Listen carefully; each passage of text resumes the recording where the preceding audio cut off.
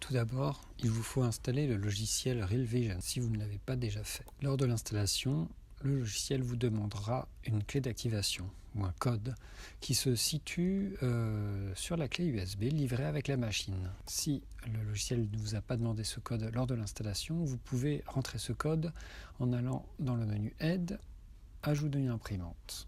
Rentrez votre code, validez et le logiciel se paramétrera automatiquement pour une utilisation avec une imprimante DoodS. Maintenant que nous sommes sur l'interface du logiciel Real Vision, nous allons explorer les différents icônes. Le premier icône en haut à gauche nous permet d'ouvrir un objet au format STL ou OBJ. Donc on va aller chercher un objet sur notre ordinateur. Il peut parfois y avoir des messages d'erreur dus à petites erreurs dans le dessin de l'objet, mais le logiciel Real Vision est en mesure de corriger les plus gros défauts. Donc on valide et vous voyez le premier objet qui s'affiche sur la fenêtre.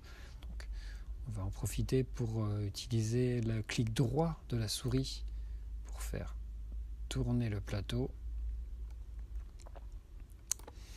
et la molette pour zoomer ou dézoomer.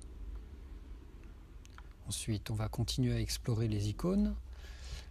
L'icône avec le nuage, c'est un lien vers la plateforme MindMiniFactory, une plateforme d'objets 3D téléchargeable, pour la plupart gratuit, que je vous invite à visiter.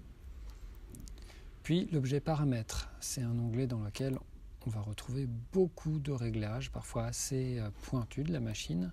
Le premier onglet est assez simple, il nous permet déjà de vérifier que nous avons bien configuré le logiciel pour une imprimante DoodS.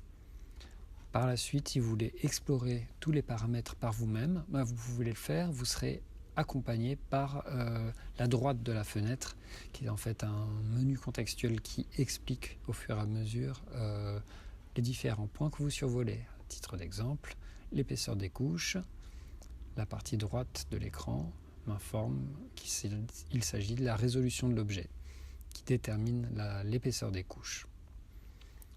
Et vous pouvez explorer tous les paramètres que vous rencontrerez.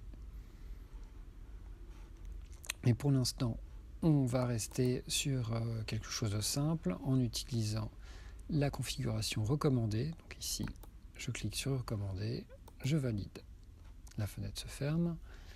Et là-haut, on voit que le logiciel est en train de travailler. Il est en train de découper l'objet 3D en tranches, en couches, que la machine va imprimer les unes sur les autres. On continue avec les icônes. Donc la petite icône ici avec les flèches, c'est l'outil déplacer. Si je clique sur l'objet et que je maintiens le clic enfoncé et que je déplace ma souris, je déplace l'objet.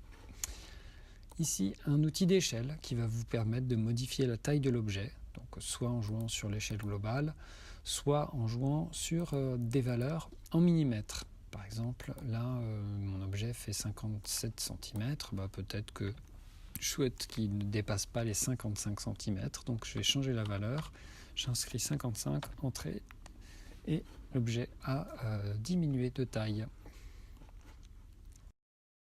L'onglet suivant va permettre de faire tourner l'objet. On rentre une valeur de rotation, donc un angle. Ici, je vais rentrer 180 degrés par exemple, puis je choisis l'axe autour duquel la rotation va s'effectuer.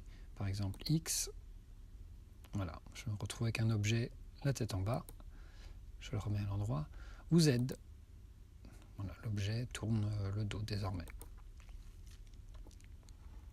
On a aussi un outil qui permet de réaliser une symétrie. Dans certains cas, ça peut être utile. L'outil support, je reviendrai dessus sur une autre vidéo, qui va permettre au logiciel de générer un support pour imprimer les objets avec de nombreux porte-à-faux. À titre d'exemple, sur ce fichier, on aurait pu être tenté de mettre du support sous les petites plumes de l'oiseau, ici, ou sous le bec de l'oiseau, afin que la matière ne tombe pas au moment où elle est déposée. Là, en l'occurrence, ce fichier passe relativement bien sans support. On a aussi un outil qui permet de dupliquer les objets, si vous voulez pas un, mais plusieurs oiseaux. Et ici, les icônes qui vous permettent de vider le plateau, de supprimer les objets du plateau. Voilà, on a parcouru les plus importantes fonctions du logiciel. On va maintenant pouvoir imprimer le fichier. Donc on appuie sur l'icône qui représente une imprimante 3D et on demande l'export d'un fichier F-code. On choisit le lieu de destination. Moi je vais choisir ma clé USB. Je change le nom du fichier pour savoir de quoi il s'agit. Je vais l'appeler oiseau et j'enregistre. Voilà, lorsque le fichier est bien exporté, vous avez le message F-code exporté.